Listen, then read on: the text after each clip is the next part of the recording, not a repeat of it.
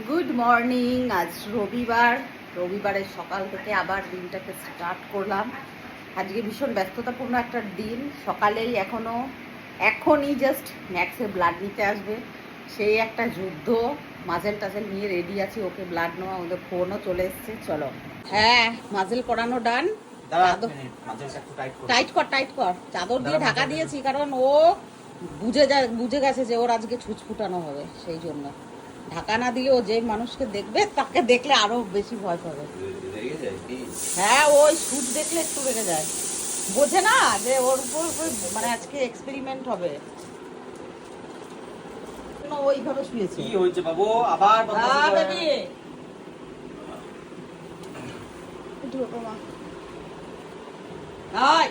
ঢিলা করে দেবো। ঢিলা না, ঠিকই টাইট করে দিচ্ছি।